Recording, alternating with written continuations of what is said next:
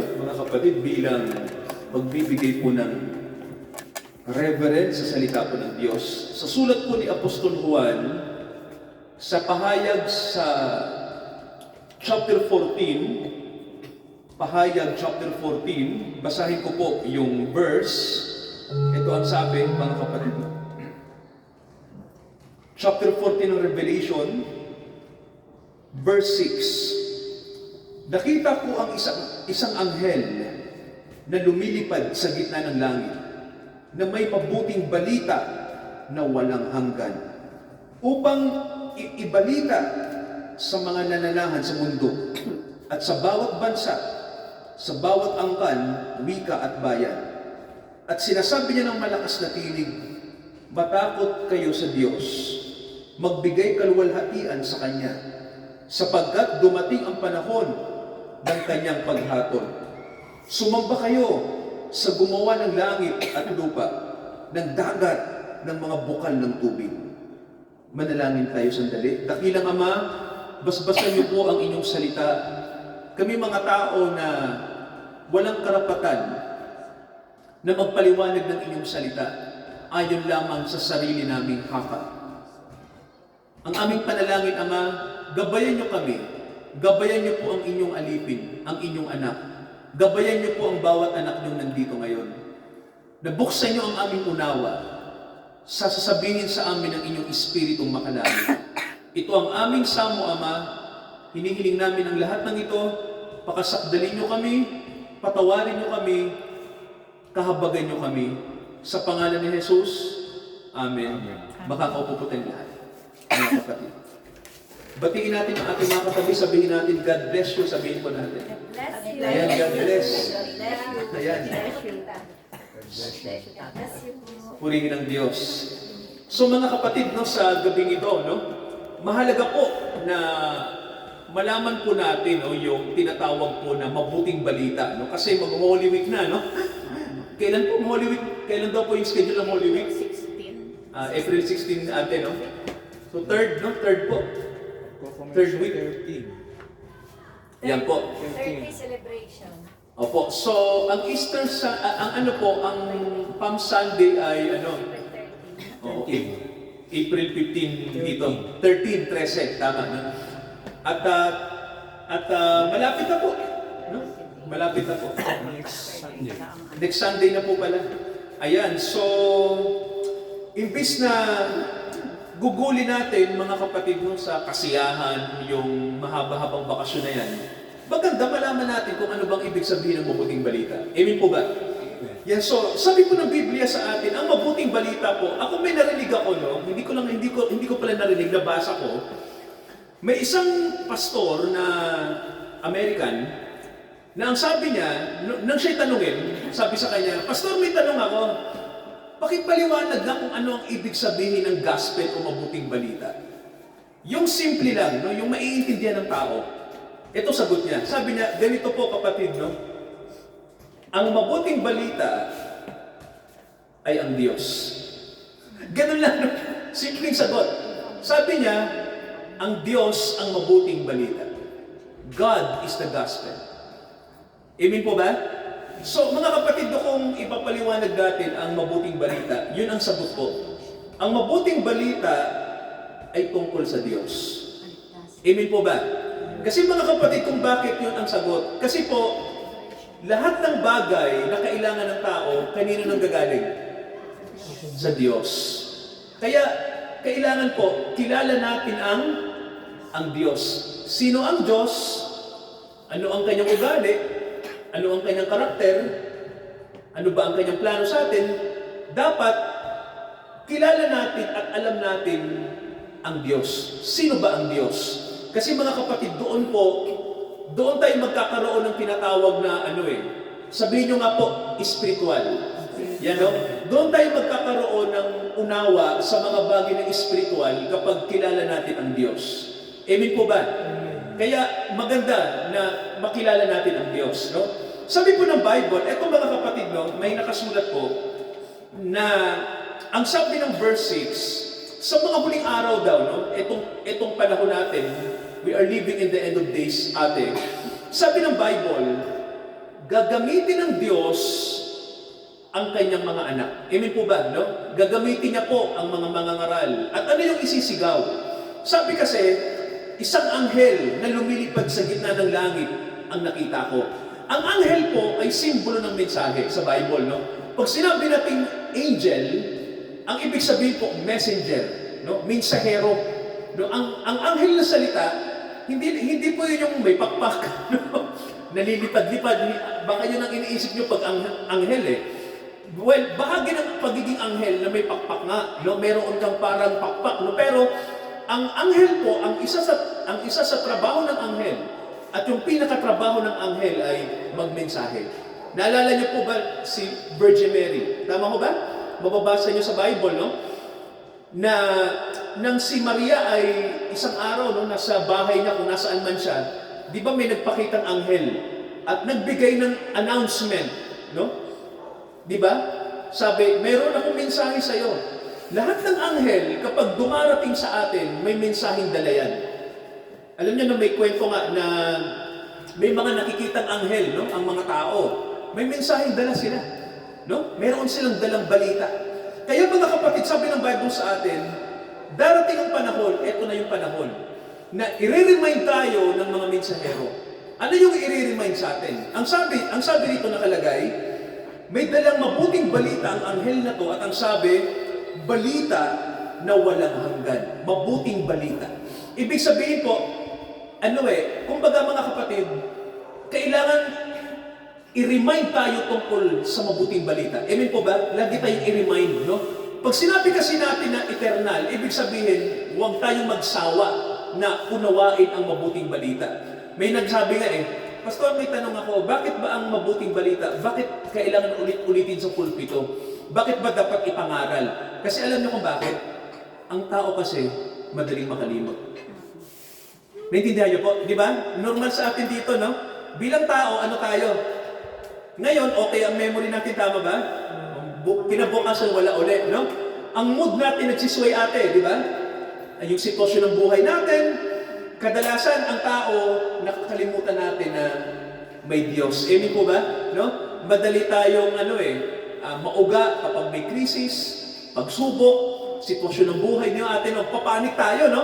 Pero kapag kilala natin ang Diyos, no? Alam natin yung kanyang mensahe sa atin, napapanatag tayo. Amen po ba?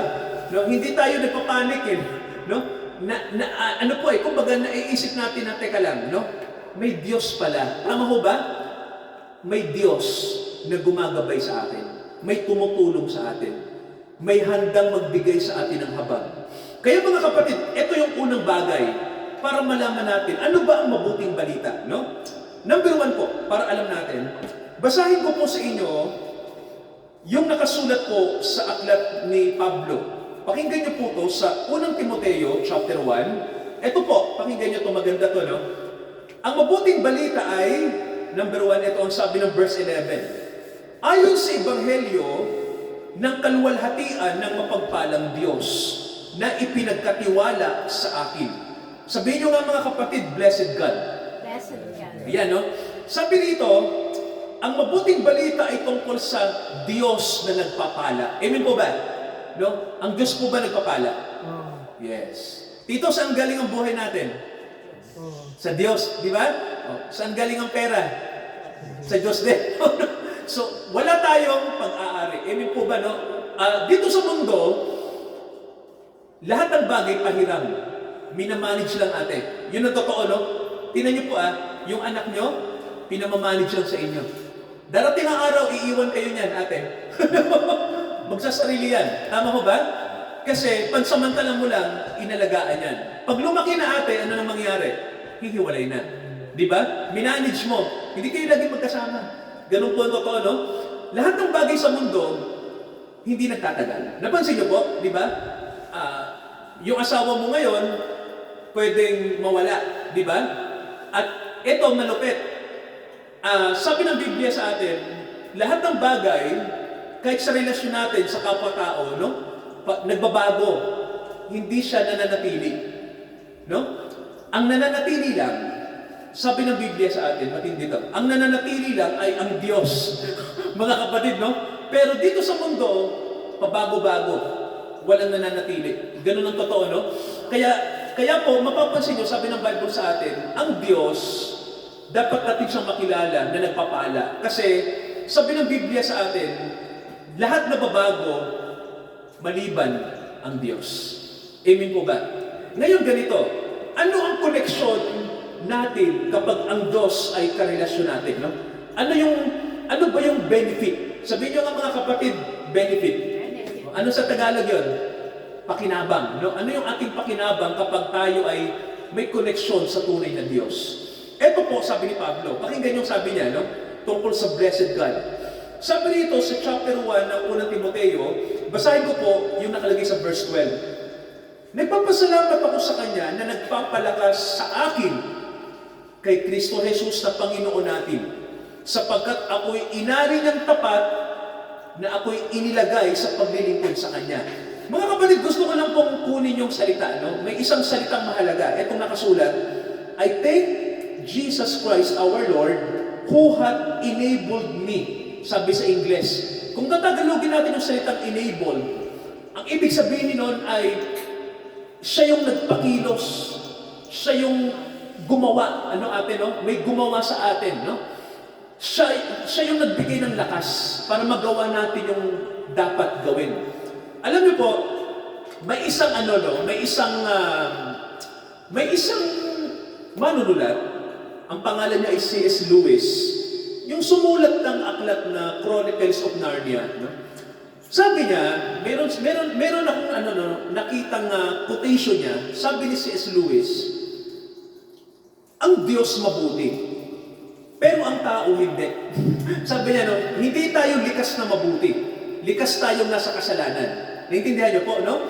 Mabuti ang Diyos, pero tayong mga tao na nilalang una na mabuti ng magkasala, hindi na tayo mabuti.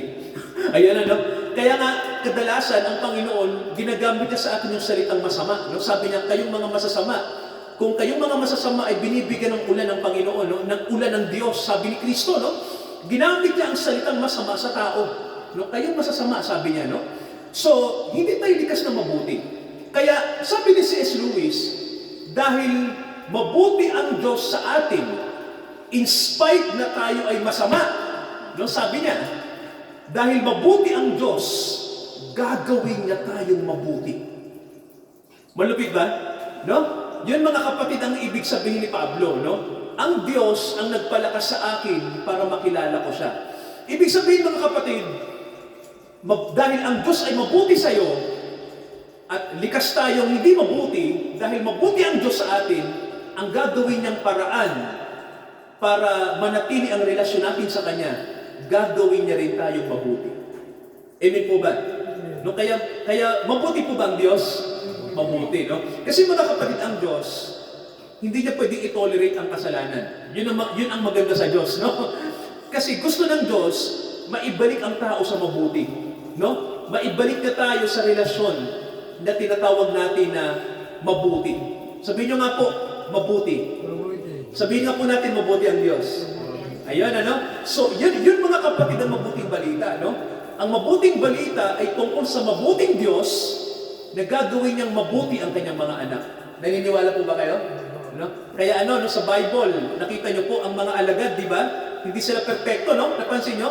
Di ba Tito, si Pedro nga eh. Anong sabi ni Pedro? Ako, Panginoon, handa kitang ipagtanggol. Kahit na anong mangyari, no? Dahil Panginoon ka namin eh.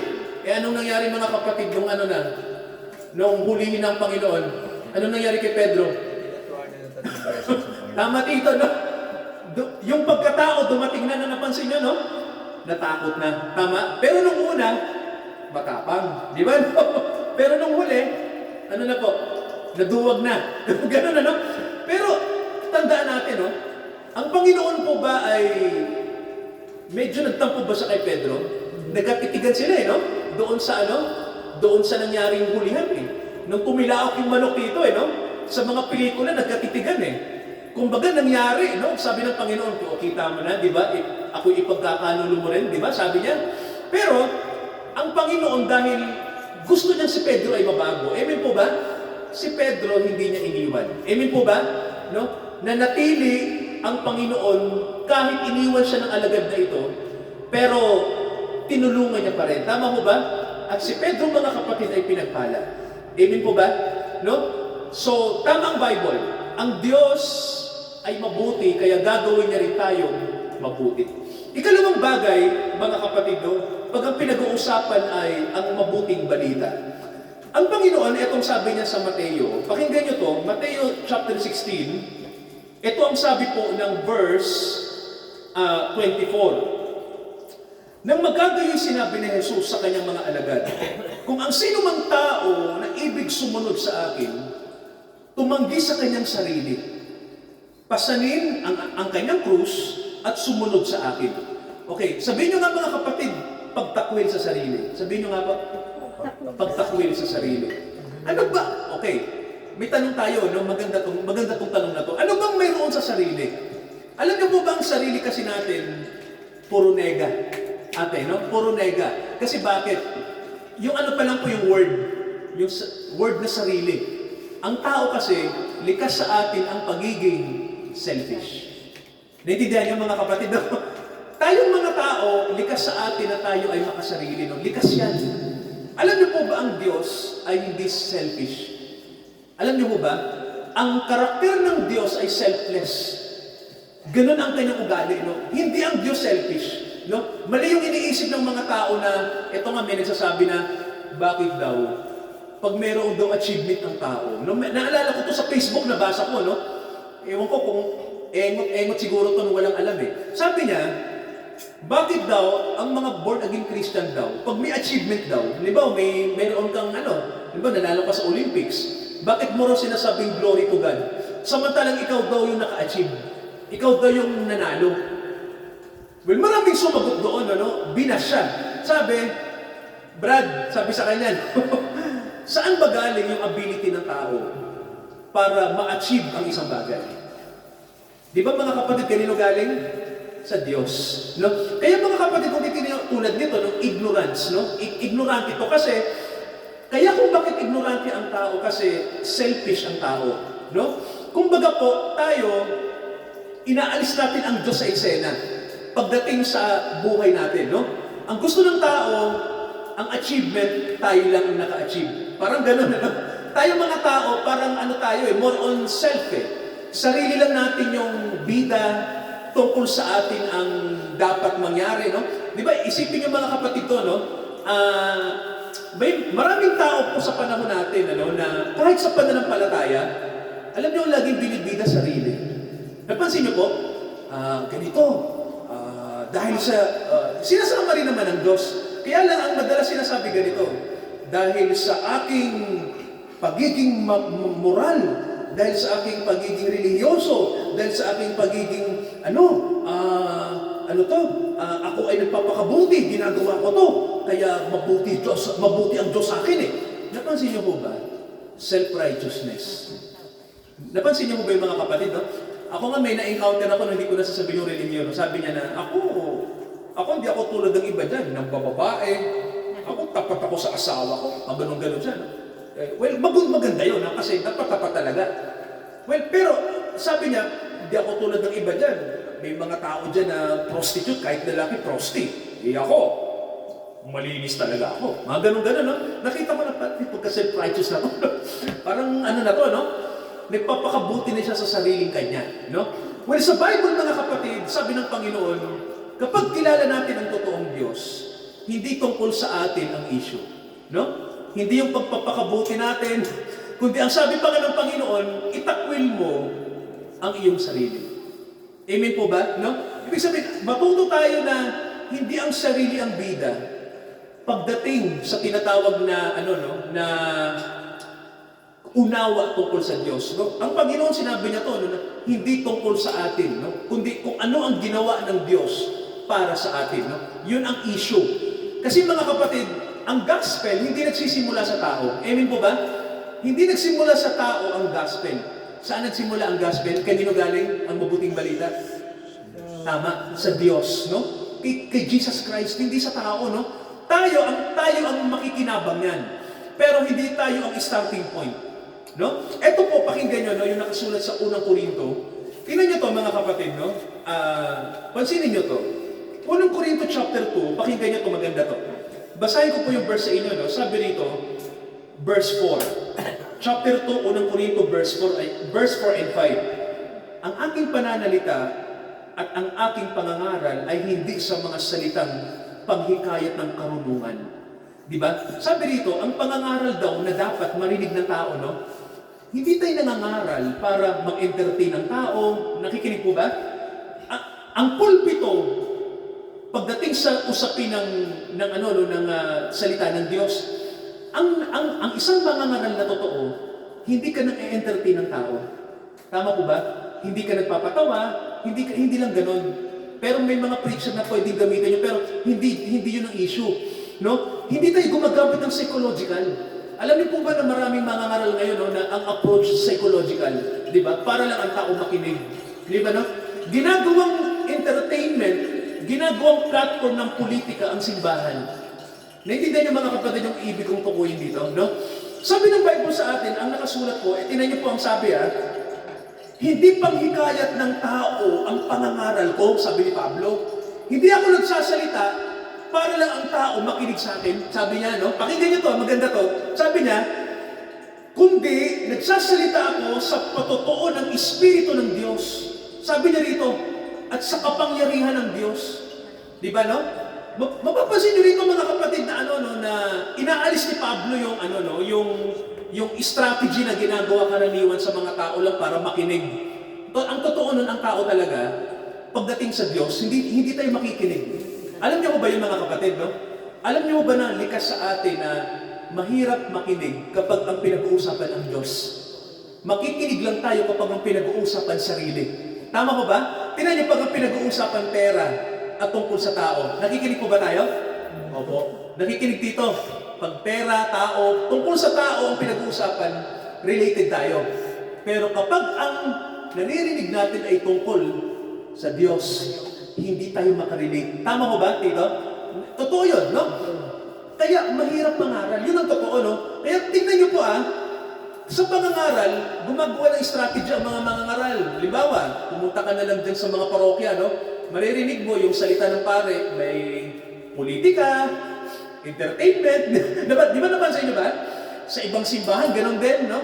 May mga panahon na patawa, praktikal, na tungkol sa tao. Pero alam niyo, no? One side of the coin yun. Naintindihan niyo po, no?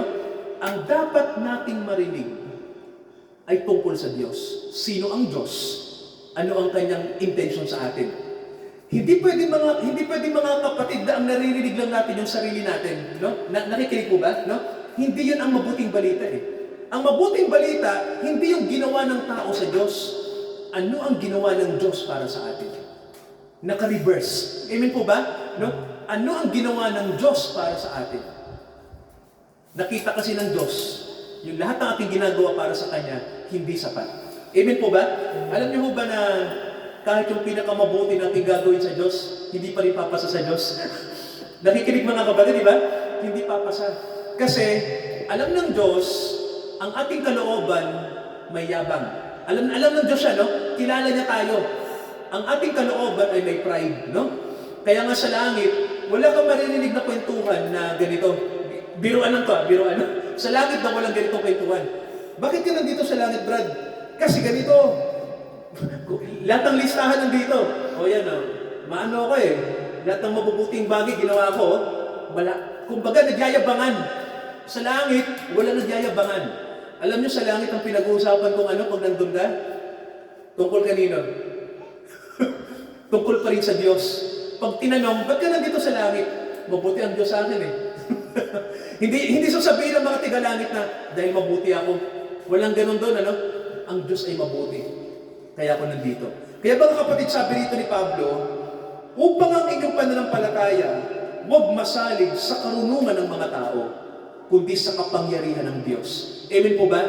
Kasi mga kapatid, ang cross, si Kristo nang ipako sa krus, pinakikita ng Diyos doon yung kanyang kapangyarihan. Amen po ba?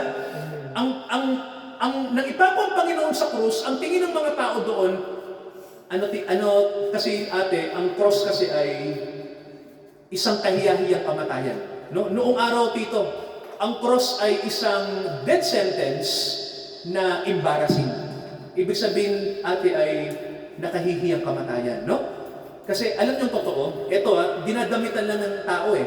Ang totoong kinukrucify, wala akong damit yon. Wala pong damit talaga na hubad. Kaya nga ang Panginoon, tingin ko noong panahon hubad, no? Kahiya-hiya yung kamatayan niya. Pero tingnan nyo ginamit ng Diyos ang kahiyahiyang kamatayan ng kanyang anak. Tama ho ba? Hindi pala simbolo yun ng embarrassment, no?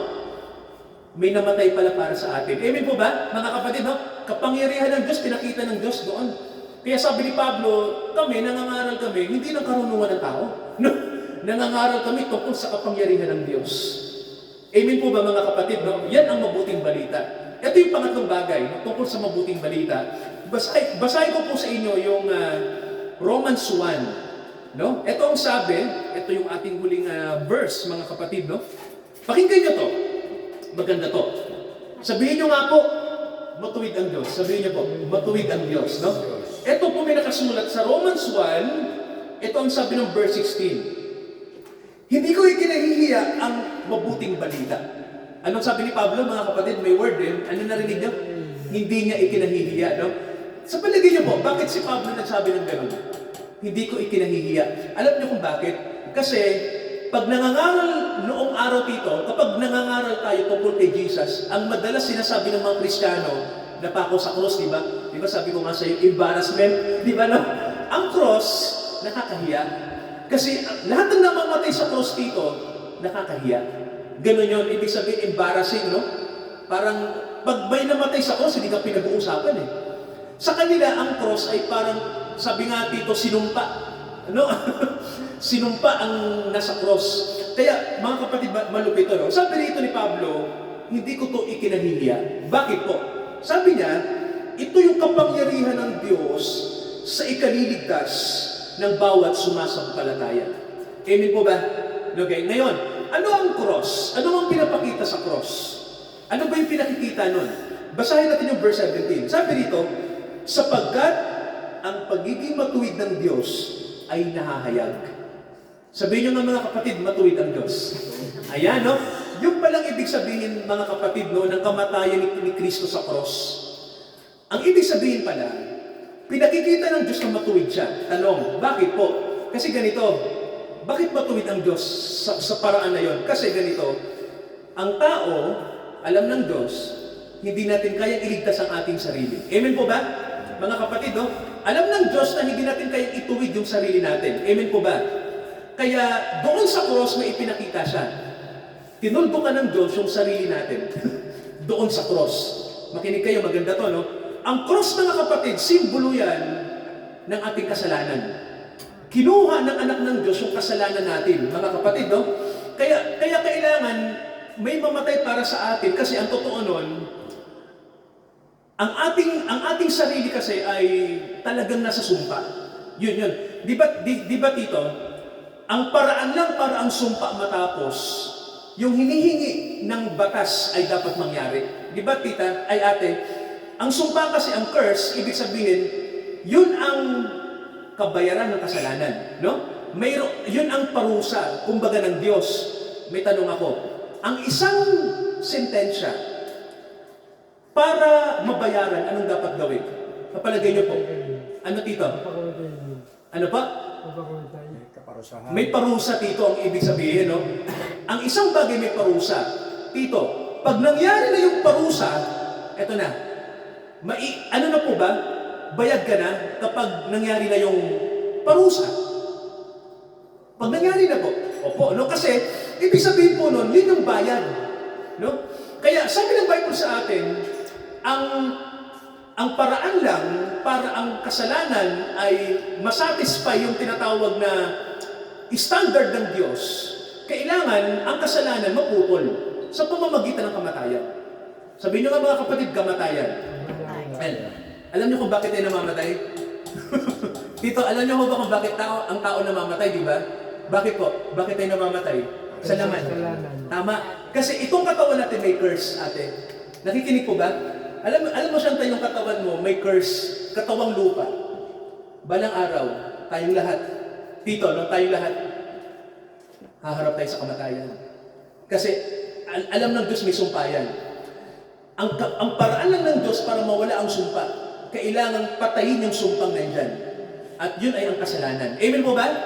Kaya ang cross, mga kapatid, kinuha ni Jesus lahat ng kasalanan natin doon. Naintindihan niyo po? Kaya nung mamatay ang Panginoon, tinuldukan yung kasalanan dito. No? Kasi nung mamatay ang Panginoon, kailangan ang Diyos masatisfied na may nagbayad na ng kasalanan ng tao.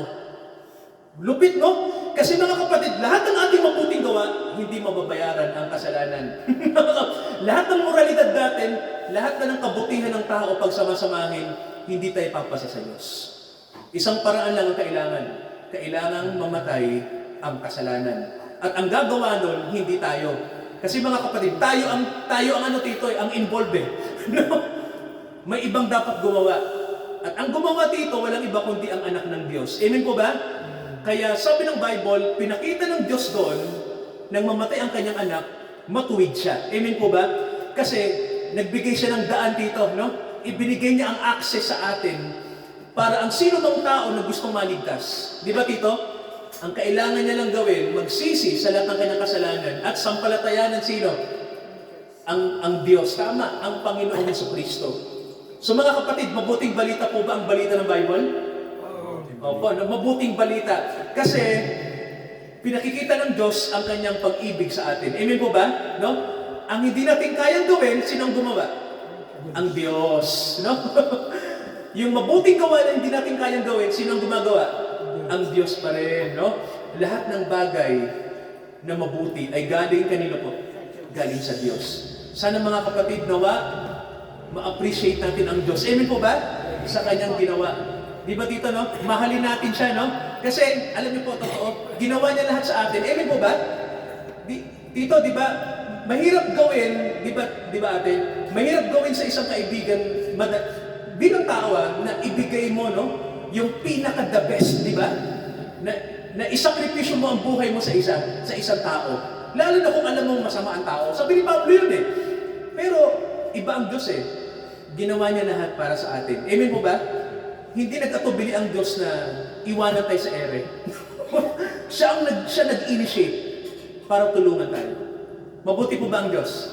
Mabuti ang Diyos. Mga kapatid, mag-pray tayo. At nawa, may naintindihan tayo sa ating pinag-aralan, sa ating napakinggan.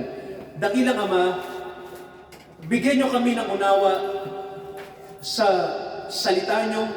Salamat po na ang inyong salita po ay buhay, katotohanan, na pinakita niyo po sa amin ang mabuting balita ay mahalaga.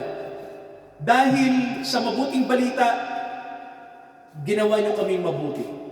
Dahil sa mabuting balita, ipinakita niyo sa amin na kayo ang Diyos na nagbigay ng karunungan hindi galing sa tao, kundi galing sa inyo mismo, para kami po ay maging marunong. Pinakita niyo rin dahil sa mabuting balita, itinuwid niyo kami. Matuwid kayo sapagkat pinakita niyo po sa amin ang habag. Pinatay niyo ang aming mga kasalanan sa krus.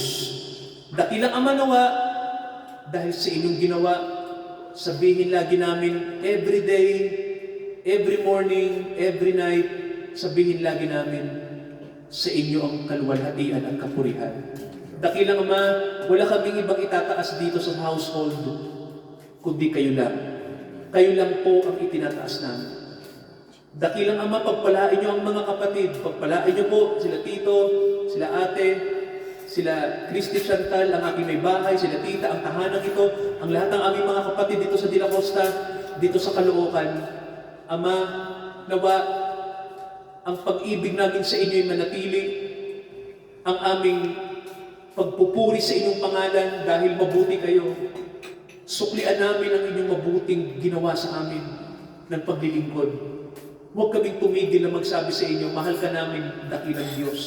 Pinupuri ka namin sapagkat ginawa niyo ang lahat para sa amin. Nagpadala kayo ng habag sa amin. Kaya binabalik namin lahat ng bagay sa inyo, dakilang Diyos. Pinupuri namin kayo. Ito ang aming panalangin. Paunawa niyo po sa amin ang inyong salita. patuloy. Sa pangalan ni Jesus, lahat po tayo magsabi ng Amen. Amen. Amen. Praise God. Mga kapatid, sa ating pagkakaloob, pwede na. Sa ating pagkakaloob po ay awitin po natin ang Seek ye first the kingdom of God and His righteousness. Habang tayo po ay nagkakaloob sa Panginoon. Seek ye first the kingdom of God and His righteousness, and all these things shall be added unto you.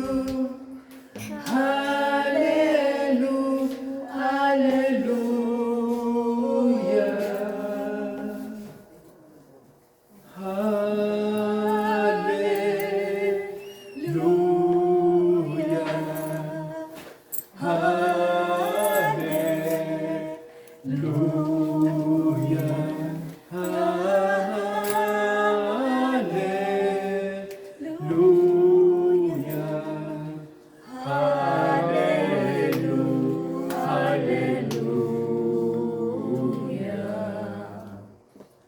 Dakilang Ama, lahat po ng biyaya na nasa amin ay galing sa inyo. Binabalik po namin bilang pagpaparangal, pagsukli ng inyong kagandahang loob. Nawa Ama, sa aming pagiging bukas palad para tumulong sa ministeryo ng inyong sambahayan dito sa Dela Costa.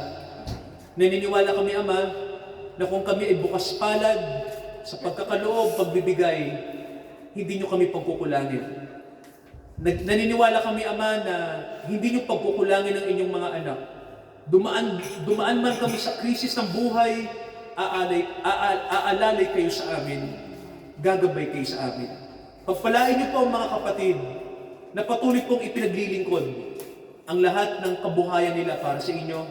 Ibalik niyo po ito ng siksik, liglig at umaapaw sa pangalan ni Jesus. Sa Diyos na sa atin ay tumawag upang makilala natin ang kanyang anak na namatay para sa atin. Ang mabuting balita ng kaligtasan. Itaas natin ang pangalan ng Diyos, ang pangalan ng ating Panginoong Hesus, ang pangalan ng Espiritong Makalangit. Sa Diyos na nagmamahal ng lubos sa atin, manatili tayo sa kanyang biyaya. Ngayon hanggang sa muling pagdating ng ating Panginoong Hesukristo. Amen, amen, at amen. Amen. Amen. Amen.